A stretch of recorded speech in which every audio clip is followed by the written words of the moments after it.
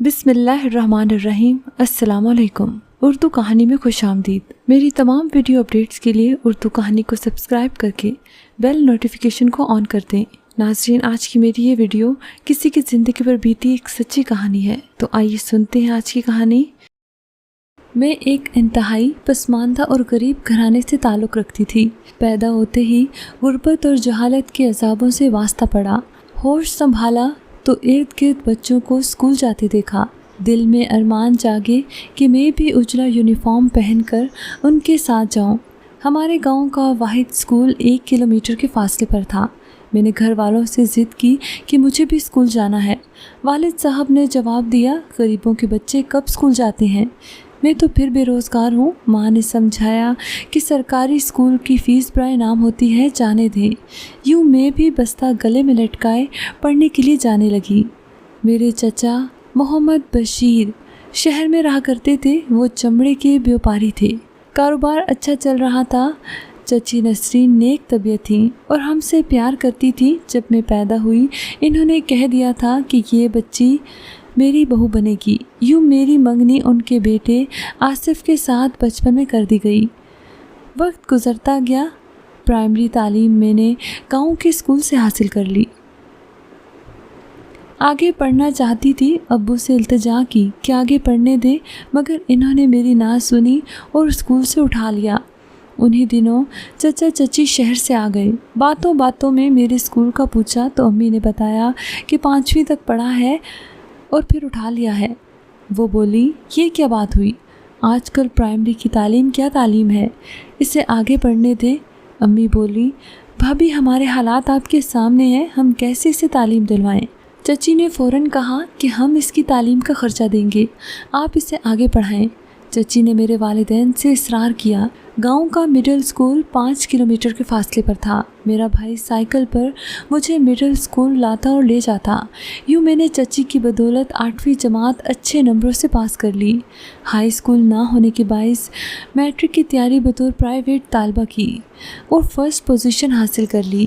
والدین اور چچا چچی بہت خوش ہوئے۔ چچی بطور خاص شہر سے آئیں کہ میں انم کو 3 ماہ کے لیے ساتھ لے جاتی ہوں اور شہر میں سلائی کڑھائی کے اسکول میں داخل کراتی ہوں تاکہ تعلیم کے ساتھ ساتھ یہ ہنر بھی سیکھ لے۔ ان کی بیٹی آصفہ میری ہم عمر تھی۔ جب میں شہر ان کے گھر آئی وہ میری دوست بن گئی۔ گاؤں کی پروردہ تھی، میرے طور طریقے بھی سادہ تھے۔ آصفہ نے مجھے شہری انداز میں بات کرنا سکھایا۔ یوں 2-3 ہفتوں میں میرے انداز میں خاص تبدیلی آ گئی۔ اب میں اچھے کپڑے پہنتی اور انگلش بولنے کی کوشش کرتی۔ میں آصف کو دیکھنے کی آرزو میں ادھر آئی تھی، لیکن اس کا دیدار ہی نصیب نہیں ہوتا تھا۔ وہ اپنے ماموں کے پاس اسلام آباد میں رہا کرتا تھا۔ وہاں وہ انجینئرنگ کالج میں پڑھ رہا تھا۔ ملتان تو کبھی کبھار چھٹیوں میں آ جاتا۔ چچی نے مجھے ووکیشنل اسکول میں داخل کرا دیا۔ میں گاؤں کی سیدھی سادی لڑکی تھی۔ یہاں میری ملاقات غلط قسم کی لڑکیوں سے ہو گئی۔ مجھے صحیح اور غلط کی پہچان ہی کب تھی؟ گاؤں میں تو گھر سے باہر نکلتی نہ تھی۔ ان لڑکیوں میں ایک کا نام ارم تھا۔ ارم میرے ساتھ والے نشست پر بیٹھی تھی۔ وہ عجیب لڑکی تھی، ہر وقت میرے حسن کی تعریف کرتی۔ میں خوش ہوتی کہ میری شکل و صورت بہت کمال تھی۔ ایک روز بولی، تم اتنی خوبصورت ہو کہ اگر باہر نکلو تو ہزاروں لڑکے تم پر فدا ہو جائیں۔ میں اس کی باتوں کو ہنس کر ٹال دیا کرتی۔ ایک روز ارم نہیں آئی تو اس کی سیٹ پر فائزہ نامی لڑکی بیٹھ گئی۔ اس نے کہا، میں ارم کے محلے میں رہتی ہوں اور تم سے ایک بات کہنا چاہتی ہوں۔ دیکھو تم گاؤں سے آئی ہو، بہت سیدھی سادی ہو۔ ارم اچھی لڑکی نہیں ہے، اس کی دوستی کئی لڑکوں سے ہے۔ وہ ایک خراب لڑکی ہے، اس کے گھر والے بھی صحیح قسم کے لوگ نہیں ہیں، ان کا ماحول آزاد ہے۔ تم ایک نیک اور شریف لڑکی ہو، لہٰذا اس کے ساتھ دوستی چھوڑ دو ورنہ انجام برا ہوگا۔ وہ کسی دن تم کو چکر دے جائے گی۔ اس کی باتوں سے میرا دماغ چکرانے لگا۔ گھر آ کر اپنی کزن کو بتایا۔ آصفہ نے بھی مجھے ارم سے دور رہنے کی تاکید کی۔ اگلے روز ارم آئی، اپنائیت سے بولی، کیسی ہو؟ کل میں نہیں آ سکی تھی، تم نے مجھے مس تو کیا ہوگا۔ وہ میرے ساتھ بیٹھ گئی، لیکن آج میں خاموش تھی۔ تھوڑی دیر بعد پوچھنے لگی، انم اس رویے کا کیا مطلب ہے؟ کیا تم مجھ سے ناراض ہو؟ میں پھر بھی چپ رہی۔ تب اس کا اصرار بڑھتا گیا تو فائزہ نے جو کچھ کہا تھا اس کے گوش گزار کر دیا۔ इरम आग बबूला होकर फ़ाइज़ा के पास गई और इसको बेनुकत सुनाई। खूब बेइज्जती की कि तुम कौन होती हो जो मेरे किरदार पर कीचड़ उछालने वाली। वो बेचारी रोने लगी और मुझे शिकायती नज़रों से देखने लगी, लेकिन मैं गलती कर चुकी थी, अब तदराक क्यों कर मुमकिन था। इरम से दोस्ती ख़त्म न कर सकी। जमात की दूसरी लड़कियां मुझसे घुलती मिलती ना थीं। वो शहरी थी और मैं देहाती थी। ले देख कर इरम ही ऐसी थी जो मेरी नाज बरादरी करती और प्यार से बात करती। मेरी इसके साथ दोस्ती ख़त्म ना हो सकी। एक रोज़ छुट्टी के वक्त हम दोनों इकट्ठी बाहर निकली। इसको एक लड़का लेने आया हुआ था। वो बहुत वजीह और हसीन था, लंबा कद, गोरा रंग। गर्ज क्या इसकी खूबसूरती की तारीफ़ करूं। मुझे भी अच्छा लगा। इरम ने तारुफ कराया कि ये मेरा कज़न फैज़ान है, मुझे लेने आया है। इसने सलाम किया और मैंने जवाब दिया।